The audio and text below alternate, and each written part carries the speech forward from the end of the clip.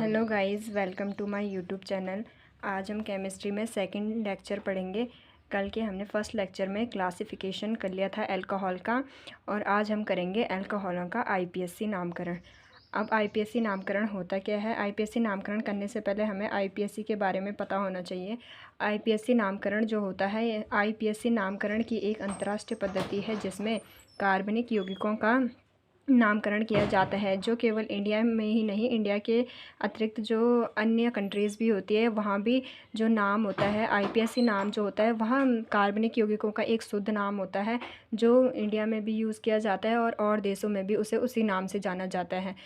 तो आईपीएससी नामकरण से पहले आपको आईपीएससी की फुल फॉर्म पता होनी चाहिए। आईपीएससी की जो फुल फॉर्म होती है वो होती है international union of pure and applied chemistry. ये जो होता है, इसके अनुसार अल्कोहलों का आईपीएससी नामकरण किया जाता है। आईपीएससी नामकरण के कई रूल होते हैं। इसमें हम पहले मुख्य जो है वो केवल अभी अल्कोहलों के बारे में ही पढ़ेंगे। इसी तरह फिनॉल, कार्बोक्सिलिक एसिड और ईथर सबके जो हैं आईपीएससी नामकरण किए जाते हैं। तो इसमें हम पहले अल्कोहलों का पढ़ेंगे। अल्कोहलों में क्या है पहला नियम क्या होता है कि अल्कोहलों का आईपीएससी नामकरण करते समय पूर्वलग्न के रूप में कार्बन श्रृंखला का नाम और अनुलग्न के रूप में ऑल का प्रयोग करते हैं। मतलब यदि हम अल्कोहलों का आईपीएससी नामकरण करते हैं तो क्या होगा, जो अल्कोहल है, जैसे ये अल्कोहल है CH3OH, तो इसमें पूर्वलग्न का मतलब होता है पहले, और अनुलग्न का मतलब, पूर्वलग्न का मतलब होता है पहले, यानी जैसे मेथेनॉल है तो मेथ जो इसमें है ये पूर्व है, और अनुलग्न मतलब बाद में। तो पूर्वलग्न के रूप में क्या होगा, जो कार्बन की श्रृंखला होगी। कार्बन की श्रृंखला क्या है, जैसे इसमें CH3 है, तो ये तो आपने 11th में पढ़ा होगा कि जब CH3 एक कार्बन होगा तो मैथ होता है, दो होते तो एथ, तीन होगा तो प्रोप, इसी तरह मेथेन, एथेन, प्रोपेन, ब्यूटेन बनते हैं। तो इसमें जैसे एक कार्बन है तो इसको मेथेनॉल कहा जाएगा।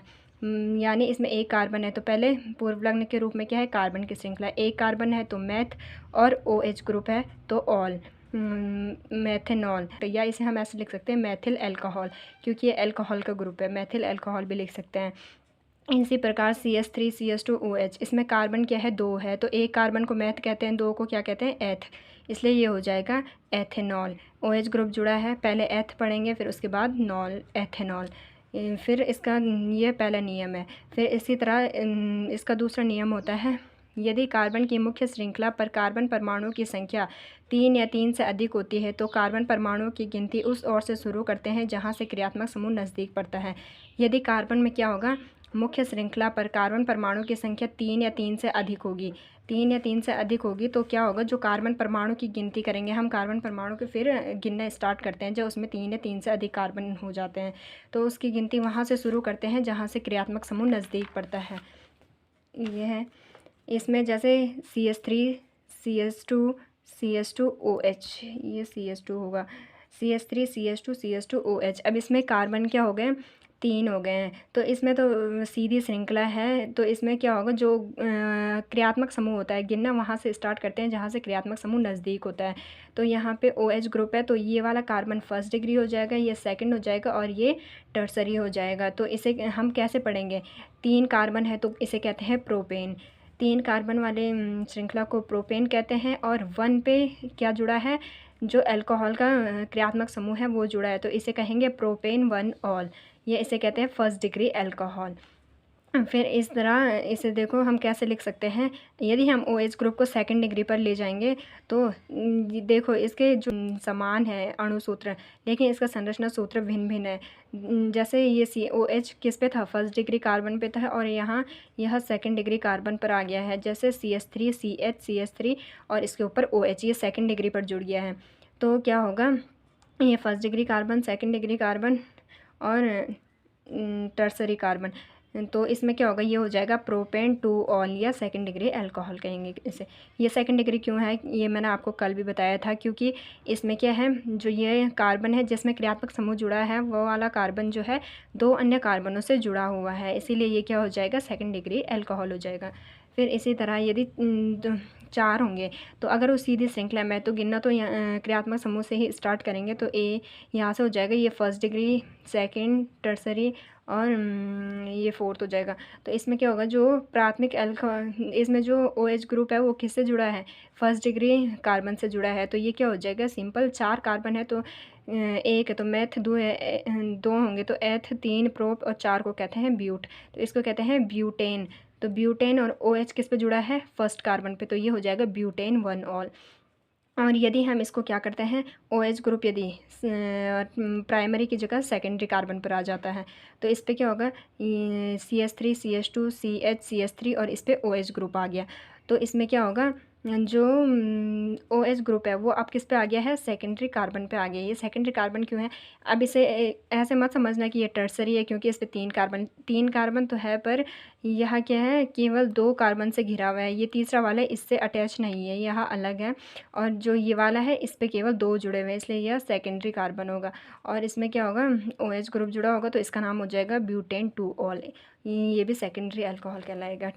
इसी प्रकार जैसे ये वाला एग्जांपल है आपका CH3C, इसके चारों ओर CH3, मतलब CH3 टर्सरी अल्कोहल है ये।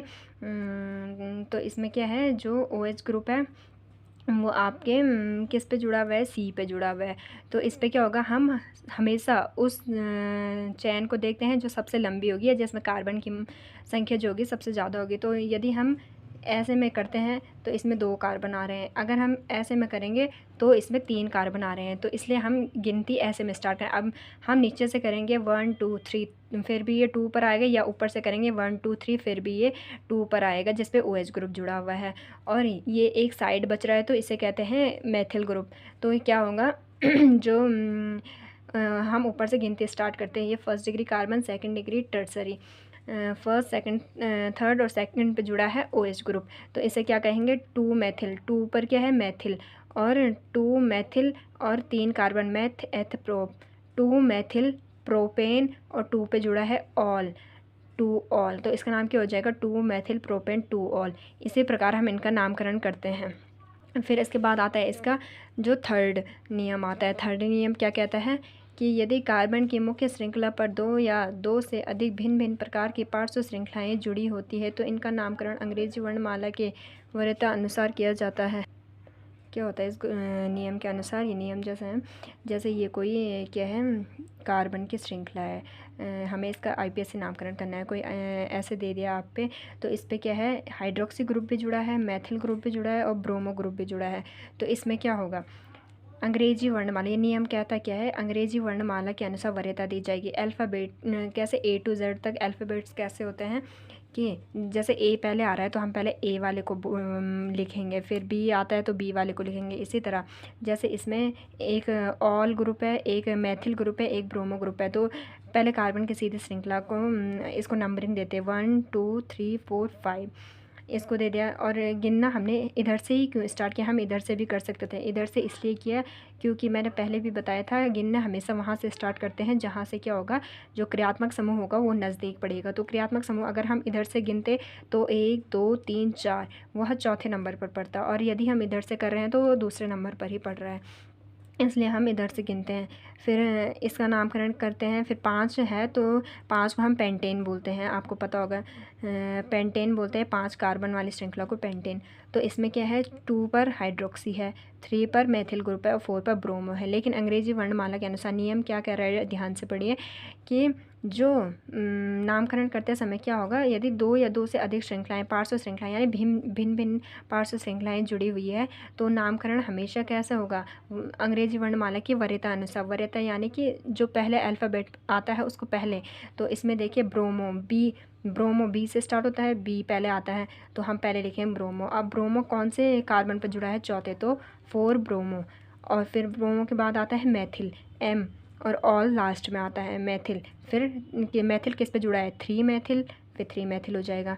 और फिर उसके बाद आएगा पेंटेन, 2 ग्रुप जुड़े हैं, ये तो उसका क्रियात्मक समूह है, इसको हम हमेशा लास्ट में लिखते हैं, ये आपको पहले भी बताया था।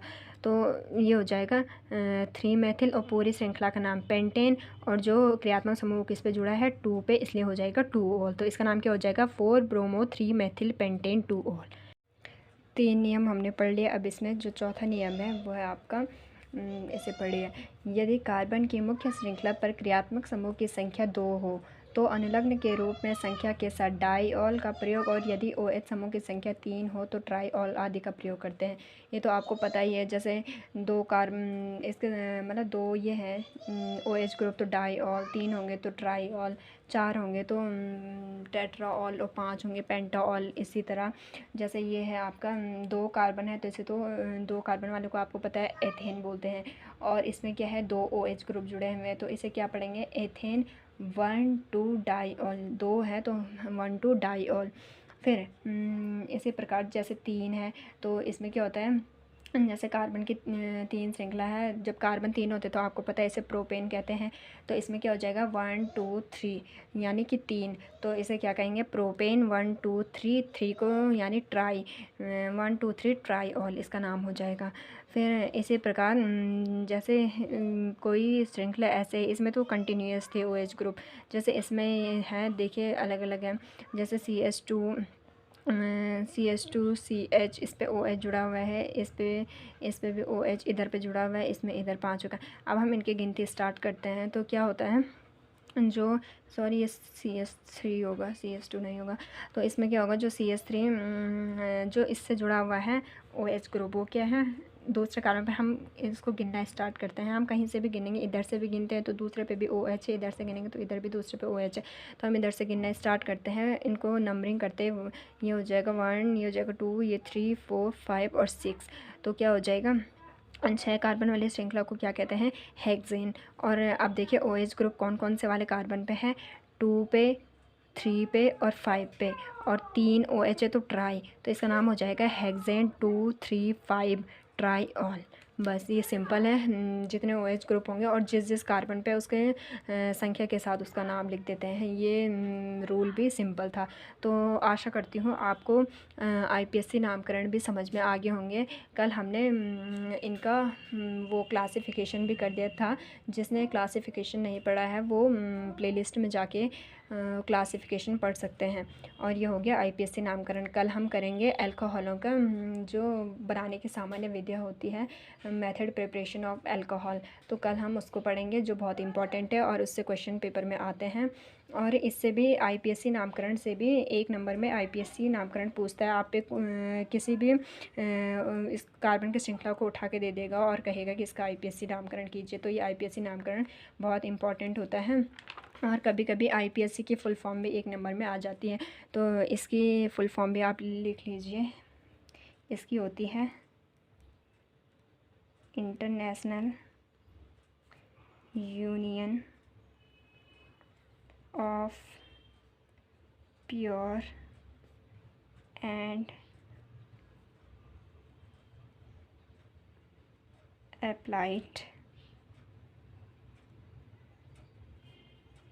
केमिस्ट्री। इसको भी आप याद कर देना, ये भी 1 नंबर में कभी कभी पूछ देते हैं। तो आपको समझ आ गया होगा। आज के लिए इतना ही, थैंक यू।